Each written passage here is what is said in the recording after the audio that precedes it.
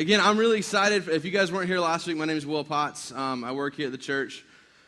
Again, just kind of doing whatever they tell me to do. I don't know. I don't have a job title. Actually, Ben told me my job title was Director of Getting Stuff Done. So that's what I do. Whatever they say to get done, I try my hardest to get it done, and we see what happens. A couple months ago, Ben said, hey, one thing I need you to get done is to speak the 2 Sundays after Easter. And I said, I'll try my hardest. We'll see what happens. So we've been kind of going this last week and this week through this idea of what's next, like Ben mentioned this morning. What's next after Easter? What's next immediately following the resurrection of Christ? Because that's what we came in, and that's what we celebrated on Easter, right? Was the resurrection of Jesus Christ. And so we came in last week and we spoke about the ascension of Christ. The idea that after the resurrection, God didn't just raise from the dead, he actually then raised into heaven. He was risen from the dead, and then he raised into heaven and ascended into heaven and is now seated at the right hand of God in power and in glory. And that's the God that we serve. That's the Christ that we serve. We don't serve a God that's dead. We serve a God that's living and alive and active.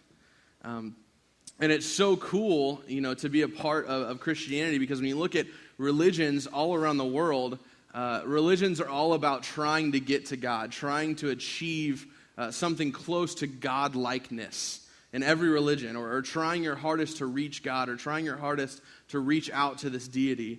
But in Christianity, it's the only one where God comes to man. And he actually comes to man in the form of Jesus Christ. He died on the cross. He raised again 3 days later, then ascended into heaven, is now seated at the right hand of glory, right next to God the Father. And that's the God that we serve. That's the God that we get to pray to. That's the God that we get to have a relationship with. And so I wanted to continue this idea of what's next. So last week we talked about the ascension, and not just the fact that Jesus ascended into heaven, but that when he ascended into heaven, he left us with marching orders. He left us with orders, things that we're supposed to do to go out into this world, to be able to change it and make a difference in this world. And those 3 things that we talked about last week, he gave us so many more orders, but the kind of 3 crucial things were to love God, to love people, and to make disciples.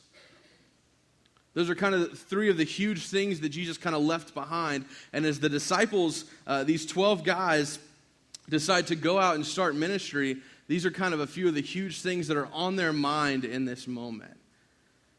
So I wanted to spend some more time talking about what's next. If we understand that, if we grasp that reality, and that becomes a truth in our lives, to love God, to love people, to make disciples, hopefully you guys spent some time this last week thinking about what that means for you, what that means in your life, and how you can actually take that and apply it to your walk and to your relationship with God, to your relationship with others.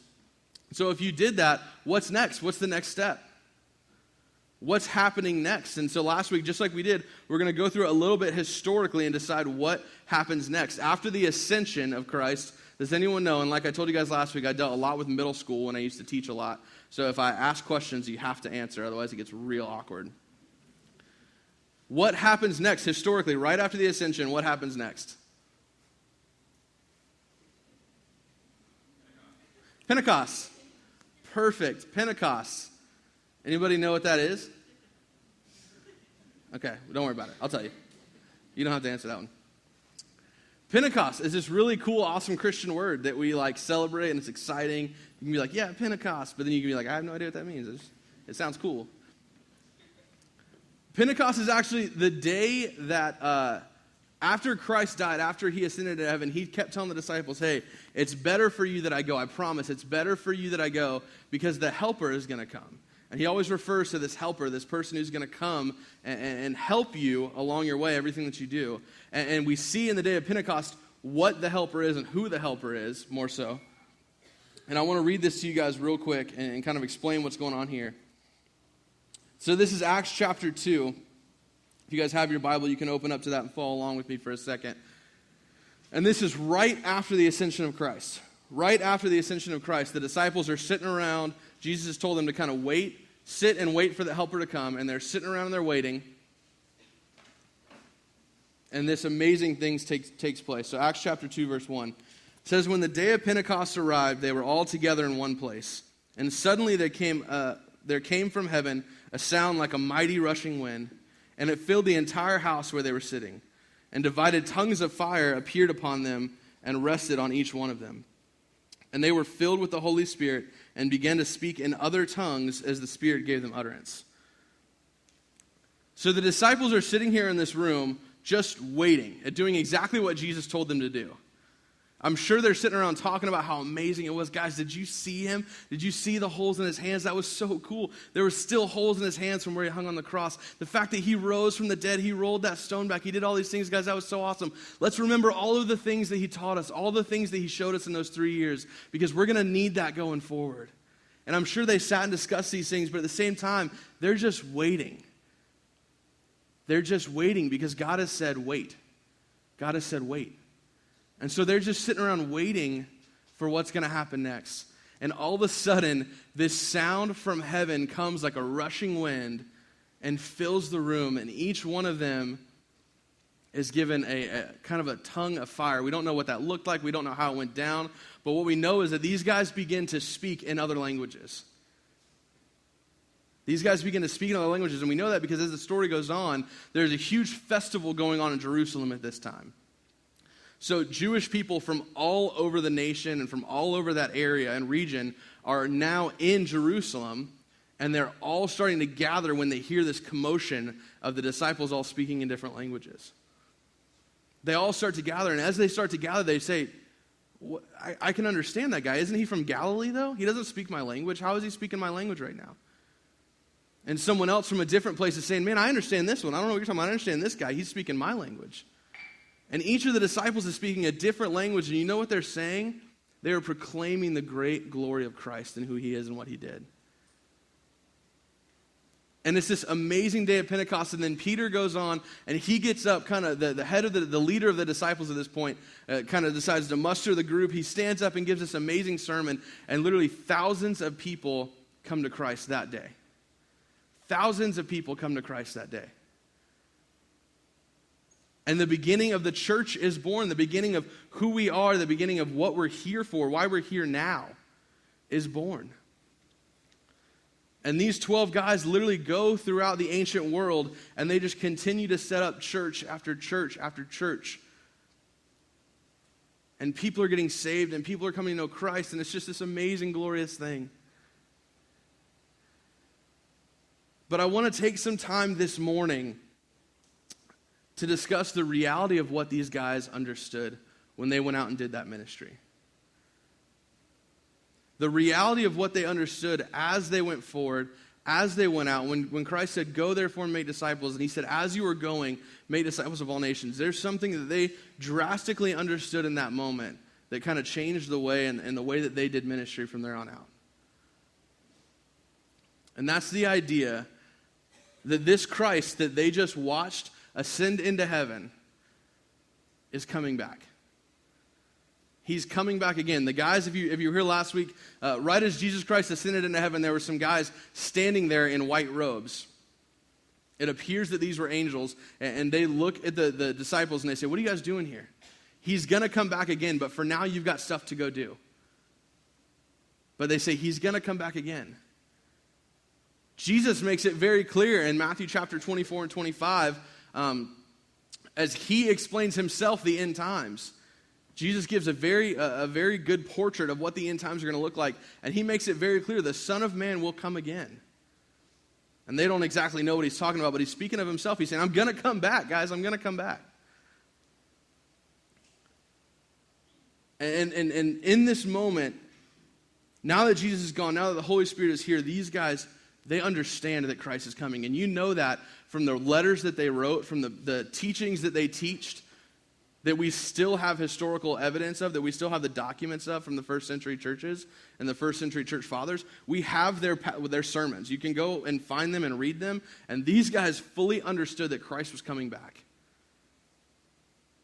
They didn't necessarily all believe that it was going to happen in their lifetime, that it was going to happen next week, but they knew that he was coming back, and it changed the way that they lived their life.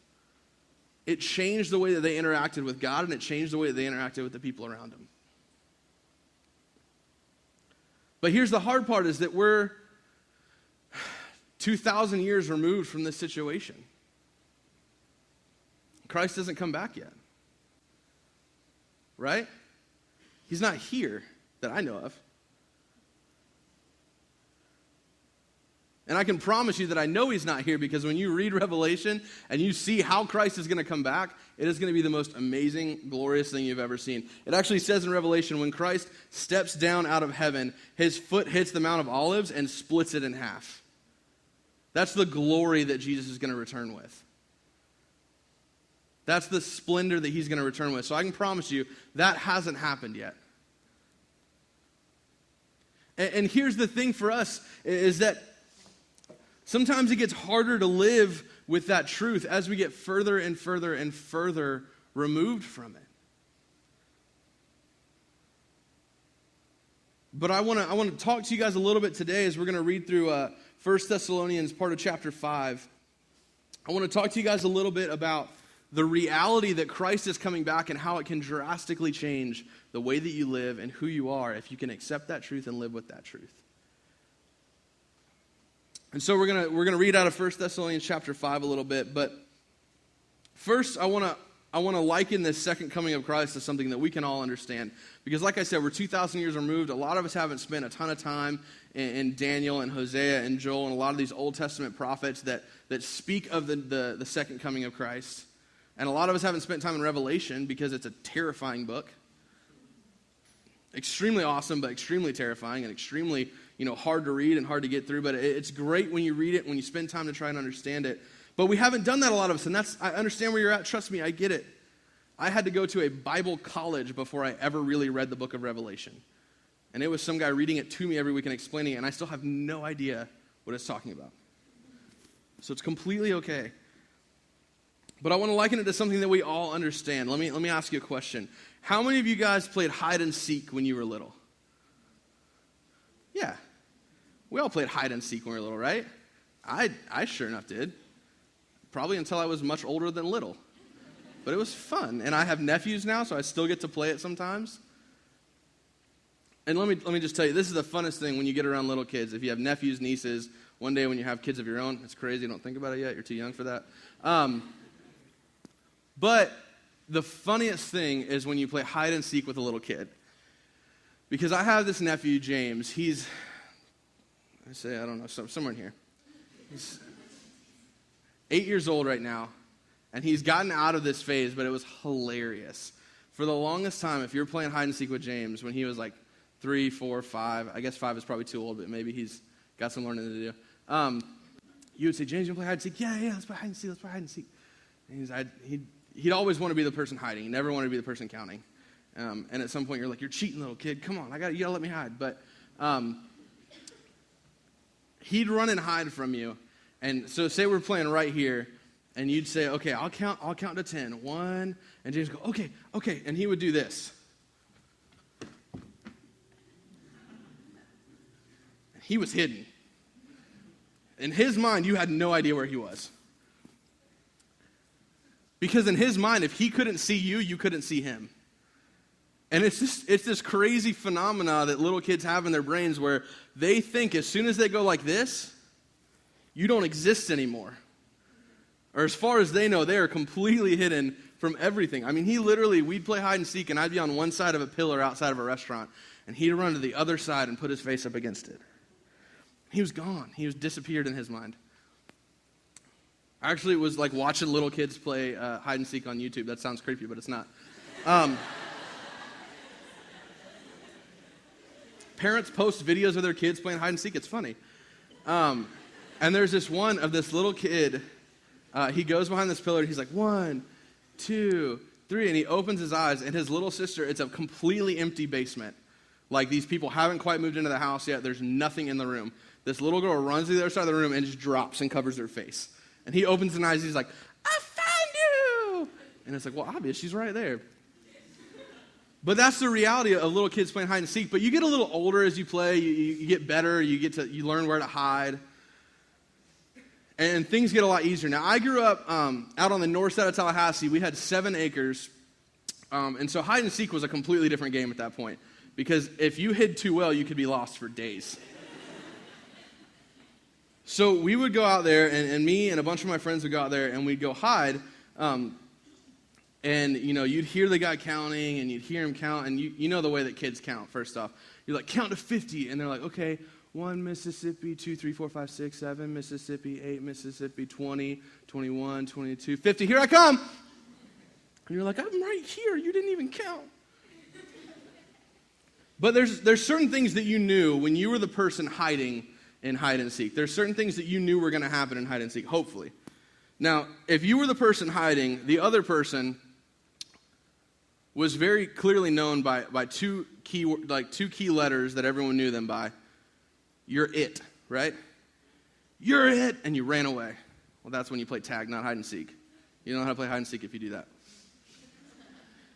So, the person who was it, there's something that you always knew. When you went and hid, there's 4 major things that you always knew about the person that was it. First off, they were coming at some point, right? It wasn't a question as to whether or not they were going to come, unless you had that really mean friend who would just be like, forget everybody, you guys hide, I'm going to go watch TV.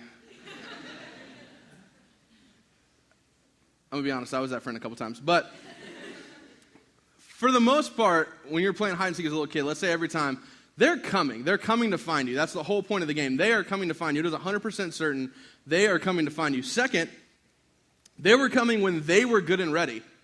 Whether they wanted to count 1, 2, 3, 4, 5, 6, 7, 8, 9, 10, 11, 12, or whether they wanted to be like 1, 2, 50. Okay.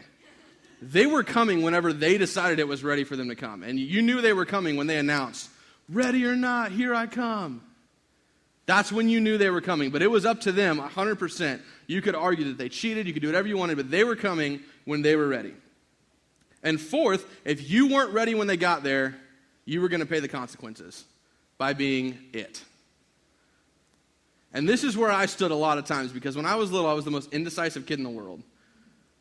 And I could never stay in one spot. I'd find my hiding spot, and I'd hear that person scream, ready or not, here I come. And I'd be like, oh, this is a bad spot. And I'd try to run and find another spot, and mid-step, they'd walk in the door. I'd be like, okay. But regardless of the fact, if I wasn't ready, if I wasn't hidden, if I wasn't ready for that, I was going to pay the consequences when they got there. And I know this sounds weird, but this is a lot like the second coming of Christ. This is a lot like the second coming of Christ. This small game that we play as children is a lot like the second coming of Christ. And I'm going to explain this as we go through. But if you guys will pick up your Bible and read with me 1 Thessalonians chapter 5. Now, Paul is writing to the church in Thessalonica, and he's writing this great book of encouragement to these people. This great book of encouragement. And he kind of finishes the entire book out with this beautiful exhortation, this beautiful encouragement to these people about the coming of Christ, about the second coming of Christ. So he picks it up in chapter 1.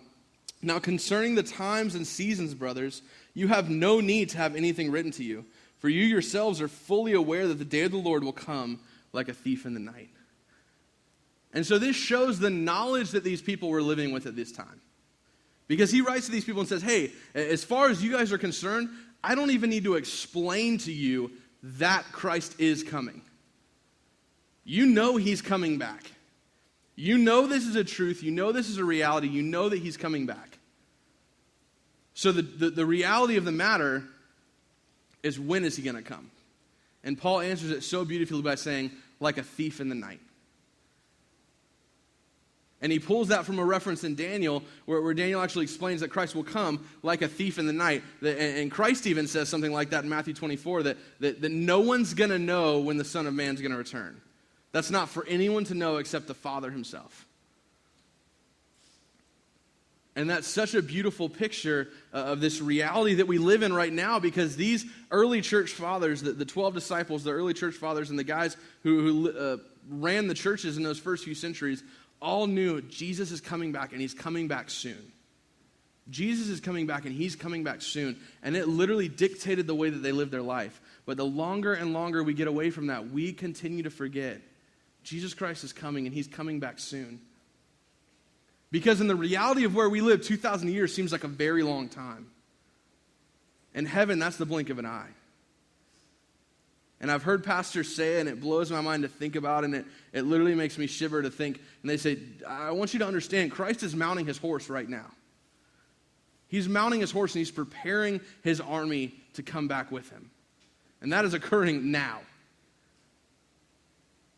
But Paul's telling these people, you guys don't worry about it. You need to understand, I know that you know Christ is coming back, but he's going to come like a thief in the night. And how does a thief in the night come? Sneaky. Like a ninja, if they're good. If they're not, they get caught and they go to jail. But Christ is coming back, and it is going to catch you off guard. You're not ready for it when a thief in the night shows up, right? I can tell you, I wasn't the one time somebody tried to break into my house. At all. I was actually very indisposed in the restroom when I hear the door start to like jiggle and bust open, and I scream, "Who's there?" Because I live by myself. And then I hear the door slam shut, and as I like run out to the front door, I open it up, and there's a guy running up my street, like running away. I was like, goodness gracious, I should lock the door more often. But I wasn't ready. I had no idea this guy was coming. He came like a thief in the night, and I wasn't ready. I wasn't prepared. And Paul says Christ is going to come like a thief in the night. Verse 3, while people are saying there's peace and security, then sudden destruction will come upon them as labor pains come upon a pregnant woman, and they will not escape. But you are not in darkness, brothers, for that day to surprise you like a thief. For you are children of the light, children of the day. We are not of the night or of the darkness. So he tells the Thessalonians something so encouraging, something so amazing. You guys aren't of the night. You're of the day. This day that's coming should not surprise you like a thief in the night. Yeah, you're not going to know when it's going to happen, but it shouldn't surprise you. It shouldn't catch you off guard. Because let me tell you, if something catches you off guard, odds are you weren't doing what you were supposed to do when that happened, right? Right? Let me put it this way. I was about 7 years old. I was at a college retreat because my parents were in a college Bible study. And it was a big room, probably about twice as long as this and a little bit wider. And all the college kids were in there throwing footballs back and forth and frisbees. And I'm 7 years old, having a great time playing with all the college kids. Well, this one guy who actually, and I'm not saying this like in a whatever way, like he legitimately was. He was a bodybuilder, like worked out, tried to be in competitions. And so he decides he's going to pick up the frisbee and throw it as hard as he can to the 7-year-old.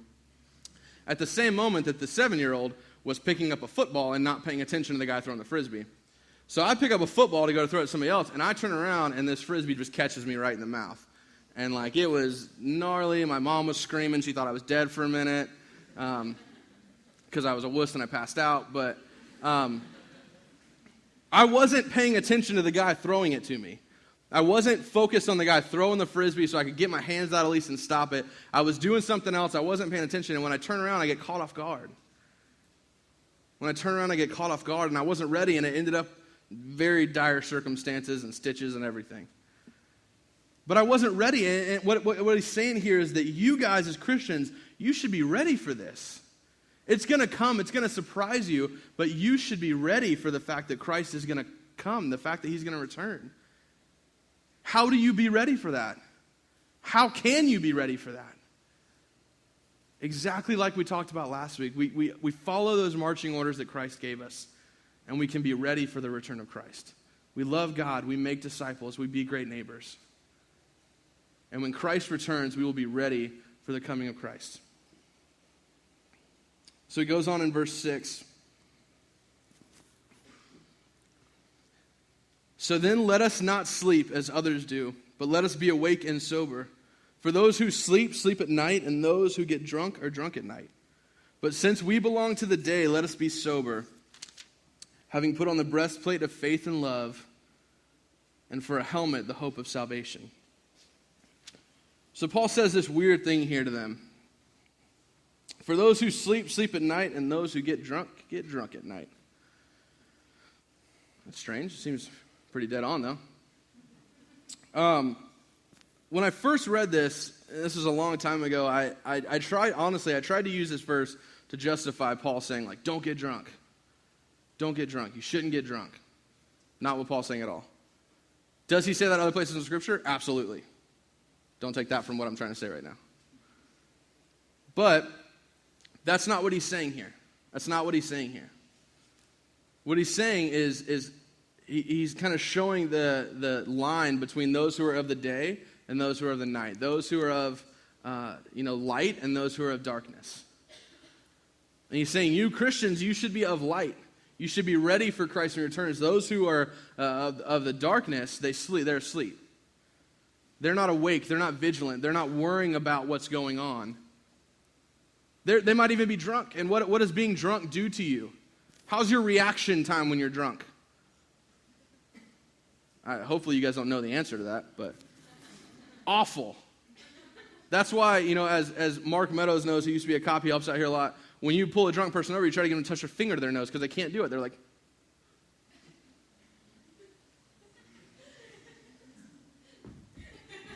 it's so much focus to try to get that. Whereas when you're normally awake and sober, you're like, nailed it.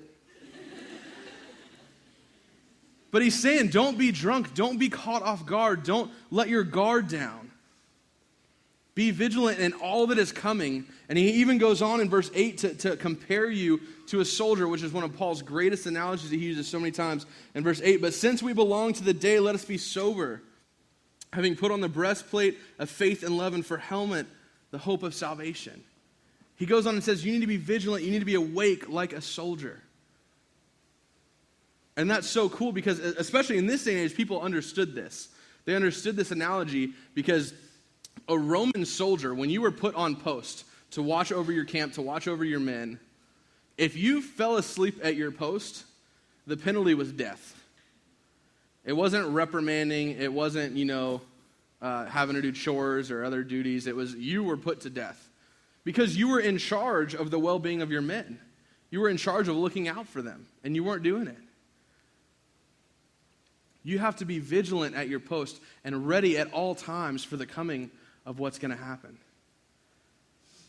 Let me tell you a story. So in World War II, and when you're at wartime, that's a reality. You have to be ready at all times because you have no idea what's going to happen. So in World War II, there was this guy, and he was posted in the South Pacific, in a boat, and their main job was kind of searching for German U-boats, German submarines, and Japanese aircraft because they were, within range of all that kind of stuff. And when they first got shipped out, he was saying that, people were so vigilant and on watch. I mean, they were on edge every moment waiting for a plane to fly by that they would have to shoot down. Especially because in World War II, you had this idea of kamikaze pilots, these Japanese guys that would get in their plane and literally just dive bomb into the plane, the boats, so that they could blow up the boats. And so you've got to be ready. You've got to be vigilant. You've got to know what's going on so that you can be ready for the fact that there's going to be planes coming at you. There's going to be submarines trying to shoot you from below the water that you can't even see. You have got to be ready. And so he said when they first got shipped out in the South Pacific, man, they were on guard every moment of every day, ready. And they'd get into a war zone situations and they would win the battle, and then they would go back to being ready for the next time. He said, but the hardest thing was after a little bit of time had passed, after you go a couple weeks, he said you would start to get, your edge would start to dull a little bit.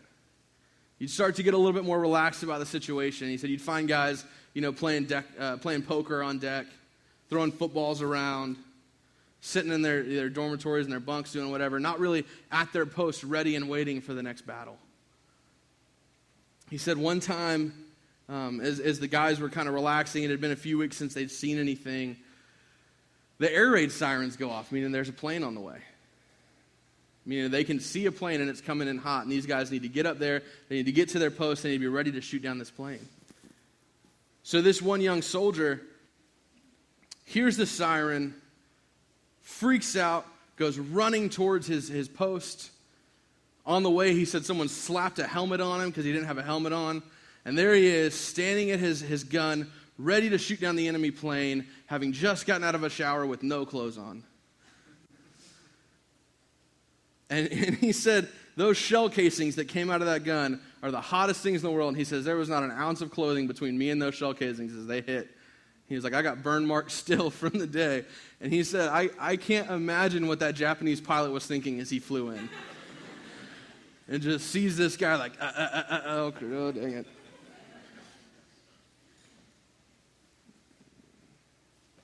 But he wasn't vigilant. He wasn't ready. He wasn't waiting for what was coming next. And that's the reality of where we need to be as Christians. We need to be ready and waiting for the second coming of Christ, continuing to live out those orders that Christ gave us in his life. Because just as Paul talked about last week, or not just as Paul talked about, but as we talked about last week, and as Paul mentioned in a lot of his writings, God gives us orders. It's not a, just do what you want to do, go to church on Sundays, and everything will be great. No, there's so much more than that. There's love God, there's make disciples, there's be great neighbors. There's so many more commandments than that. But if you can boil it down to these three, Jesus even said those two was so huge, and then he told him to go make disciples right at the end of his life. And these are orders that we are given, that were given to the 12 disciples until the day that I return. Until the day that I return is what Jesus gave to continue these things. And like I said, he's not back yet, so we are still living under that umbrella. We are still living under that command. We are still living under that order. To go, therefore, and make disciples of all nations.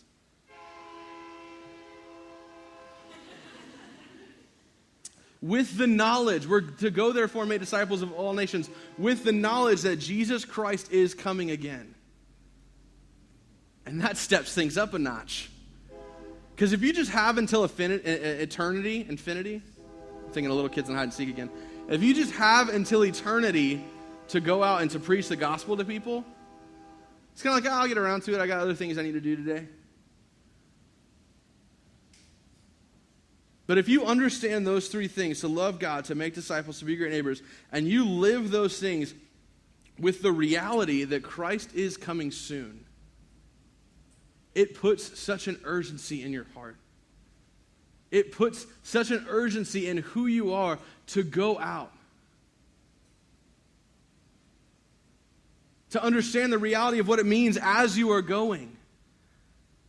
It doesn't mean you have to go on a ton of mission trips all around the world. It means as you go to work, as you go to class, as you go home to your roommates. Understand the reality that Christ is coming back again. And understand the urgency that he is coming soon. This all comes back to one thing. And Paul so beautifully brings it back in as he finishes this out.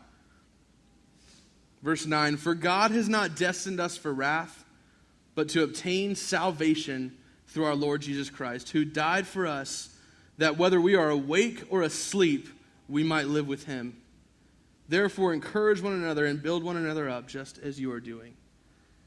He finishes this so beautifully by saying, Christ is going to come like a thief in the night. You guys as Christians, you should be ready for this. But remember, once you have your hope in salvation, once you understand the reality of what Christ did for you on that cross, whether you're awake, whether you're asleep, at that moment when Christ comes back, you will be found with him. You will be found in him. That's such an amazing truth, and that's such an amazing reality for me. But what that makes me want to do is realize that Christ is coming back soon, and I want everyone to be found in him. 2 Timothy tells us, God is not slack concerning his promises. In other words, saying, don't think God's not going to make true on his promise that he's coming back. But instead, it says that he tarries, waiting for all men, wishing that all men would be saved. He is a loving God, a gracious God who is waiting and waiting for us so that we can be ready. Are you going to be ready when Christ returns? Are you going to do everything you can to help others be ready for the return of Christ?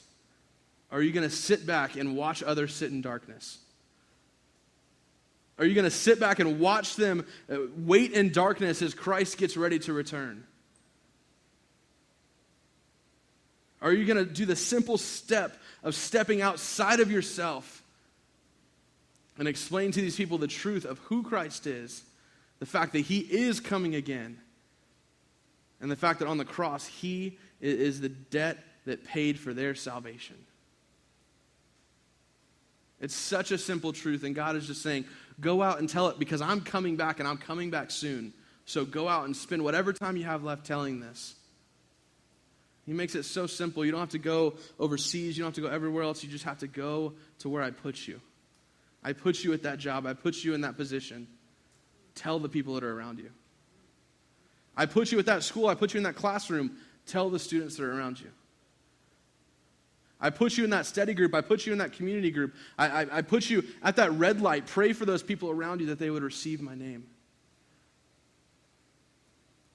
I put you there for a reason. And that's to spread my name and my glory around this world. To go and make disciples of all nations. That's the reality of where we live today. 2,000 years removed from the cross. Still under the same orders as the disciples. Still to be living with the same urgency as the disciples lived when they went out and preached the gospel of Christ. And the more you read the prophecies, the more you read Revelation, the more you understand, man, this is happening.